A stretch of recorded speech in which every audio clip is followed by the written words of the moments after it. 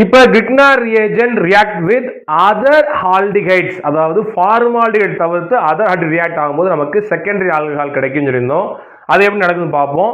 அங்க பார்த்தா அதே மாதிரி தான் இங்க இருக்கக்கூடிய டெல் மைனஸ், இது டெல் பிளஸ். இது என்ன பண்ணும் பார்த்தீங்கன்னா இந்த கார்பனைல் கார்பனை போய் அட்டாக் பண்ணும். அட்டாக் பண்ணா இந்த இது இங்க பாண்ட் மாறும். அப்ப அங்க பண்ண அதே ஸ்டெப் தான், கொஞ்சம் கூட துளி மாற்றம் உள்ள அதே மாதிரி பண்ணுங்க. இங்க என்ன இருக்கு, இங்க அப்படியே எழுதுங்க. முதல் இது ஆர் சி, இங்க ஆர் வந்து அட்டாச் ஆயிருச்சு, இங்க ஹச். சரியா? ரைட். அடுத்து என்ன நடக்க போகுது அப்படின்னா இந்த ஓ மைனஸா இருக்கும், அந்த மைனஸ் நோக்கி இந்த டெல் பிளஸ் இருக்கக்கூடிய மெக்னீசியம் ஹைட்ரைடு மேல உட்காரும். அப்ப எப்படி ஆகும்னா MgX வரும். இதுதான் அந்த இன்டர்மீடியட் மெக்னீசியம் ஆல்கஹாக்சைடு. ரைட்டா? தென் இதை என்ன பண்ணணும் அப்படின்னா நம்ம என்ன பண்ணணும், அசிடிக் ஹைட்ராலிசிஸ் பண்ணணும். அப்படி பண்ணோம்னா நமக்கு என்ன கிடைக்கும் அப்படின்னா H பிளஸ் இந்த ஆக்சிஜனோடையும் OH வந்து இந்த MgOடையும் போயிடும்.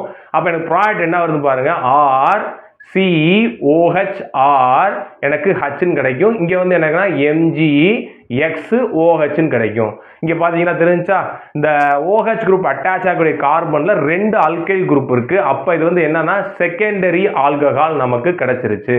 ரைட். அடுத்து என்ன பண்ண போறோம் அப்படின்னா டெர்ஷியரி ஆல்கஹால். இங்க கண்டிஷன் கண்டிப்பா எழுதணும். சார் இங்க எழுத கூடாது. ஏன்னா முதல்ல நான் டிஃபைன் பண்ணிட்டு என்னது இங்க பிரசன்ஸ் ஆஃப் ட்ரை ஈத்தர் அப்படின்னு போடணும். இங்க வந்து என்ன பண்ணணும், ஆசிட் ஹைட்ராலிசிஸ் அப்படின்றதையும் மென்ஷன் பண்ணிடணும். கண்டிப்பா அதை மென்ஷன் பண்ணா தான் என்ன நடக்குது நமக்கு தெரியும்.